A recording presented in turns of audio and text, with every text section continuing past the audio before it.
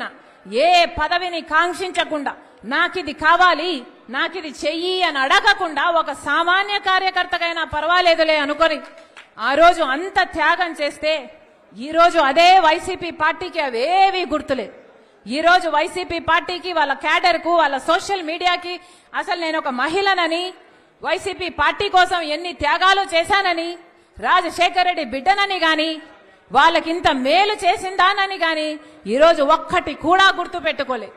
ఈరోజు మూకుమ్మడిగా నా మీద దాడులు చేస్తున్నారు. సిగ్గు ఎగ్గు లేకుండా ఉచ్చం నీచం లేకుండా వ్యక్తిగతంగా నన్ను టార్గెట్ చేస్తున్నారు. ఎన్ని రకాలుగా రోజుకొక స్టోరీ చెప్తారు, రోజుకొకరిని ముందుకు తీసుకొస్తాడు, రోజుకొక జోకర్ ముందుకొస్తాడు, ఒక కొత్త మాట చెప్తాడు.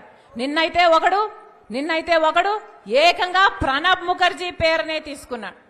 ప్రణబ్ ముఖర్జీ ఆయనకు చెప్పాడట, నా భర్త అనిలు సోనియా గాంధీ దగ్గరికి వెళ్ళాడట, ఆయనకు పదవీకాంక్ష అప్పటి నుంచే ఉందట, పదవీకాంక్ష ఉంది కాబట్టి అక్కడ సోనియా గాంధీతో నా భర్త చెప్పాడట, షర్మిలమ్మను ముఖ్యమంత్రిని చేయండి, మేము కాంగ్రెస్ పార్టీని బలోపేతం చేస్తాము, జగన్ జైల్లో పెట్టండి అని నా భర్త ఆయనకు చెప్పాడట. ఏమైనా అర్థం ఉందా అని అడుగుతున్నాం. ఇప్పుడు ప్రణబ్ ముఖర్జీ గారు లేరు చెప్పటానికి. అలాంటి పెద్ద మనిషి పేరును కూడా మీరు వదిలిపెట్టడం లేదు అంటే అసలు మీ కుట్రలకు మీ కుతంత్రాలకు ఏదైనా హదుపు ఏదైనా ఉందా? నా భర్తకు పదవీకాంక్ష ఉందా?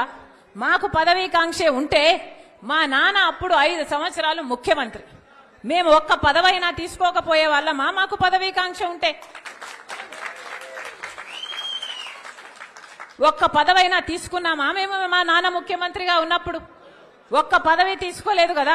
మరి మాకు పదవీకాంక్ష ఉంది అని నేను వైసీపీ కోసం అంత త్యాగాలు చేసి అంత నడుస్తే పోనీ అప్పుడైనా నేను ఏదైనా పదవి అడిగానా?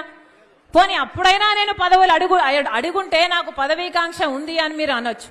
మేము పదవీకాంక్షలు ఉన్నోళ్ళమే అయితే అసలు మీకోసం మేము పాదయాత్ర చేయడం ఏంటి? నా కోసం నేను పాదయాత్ర చేసుకుంటే అర్థం ఉంది, కానీ మీకోసం నేను పాదయాత్ర చేసుకుంటే నాకెలా పదవులు వస్తాయి? అసలు ఇంగితం ఉండే మాట్లాడుతున్నారా? నా భర్త అంట సోనియా గాంధీ దగ్గరికి వెళ్ళాడట. నా భర్త వెళ్ళింది సోనియా గాంధీ గారి దగ్గరికి భారతిరెడ్డి గారితో పార్టీ మా వదినమ్మతో కలిసిపోయాడు. పోని నా భర్త షర్మిలమ్మను ముఖ్యమంత్రి చేయండి అని అడిగాడు అని అంటున్నారే, అది భారతిరెడ్డి గారి ముందు అడిగాడా వెనకాల అడిగాడా? పోనీ దీనికి భారతిరెడ్డి గారు ఏమైనా సాక్ష్యం చెప్తారా? ఏమైనా అర్థం ఉండి మాట్లాడుతున్నారా? పోనీ ప్రణబ్ ముఖర్జీ గారు చెప్పారంటున్నారే, ఆయన ఆన్ రికార్డ్ గా ఎక్కడైనా ఈ మాట మాట్లాడా? ఎక్కడా మాట్లాడలేదు.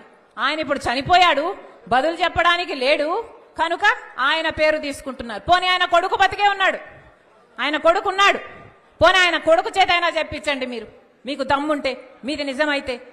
చెప్తున్న ఒక్క మాట మీరు రుజువు చేసుకోలేరు. ఇష్టం వచ్చినట్లు జోకర్ల చేత ఎవడి చేత వీలైతే వాడి చేత ఏది కావాలంటే అది మాట్లాడిస్తున్నారే. ఉచ్చం నీచం అవసరం లేదా? ఆడపిల్ల అన్న ఇంగితం కూడా లేదా? వ్యక్తిగతంగా టార్గెట్ చేస్తారా? ఇంకా సాక్షి అట ఇప్పుడు తెలంగాణలో నాతో కలిసి పనిచేసిన వాళ్లకు ఫోన్లు చేసి షర్మిలమ్మకు వ్యతిరేకంగా మీరు మాట్లాడితే మేము మీకు కవరేజ్ ఇస్తామని ఫోన్లు చేస్తున్నారు, వాళ్ళకు కవరేజ్ ఇస్తున్నారు. అక్కడ తెలంగాణ పార్టీలో నాతో కలిసి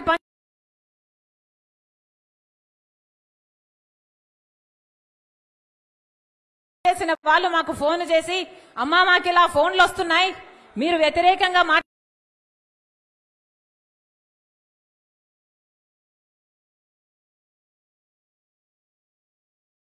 మాకు చెప్తున్నారు. ఇంతగా దిగజారాలా రాజకీయాలు?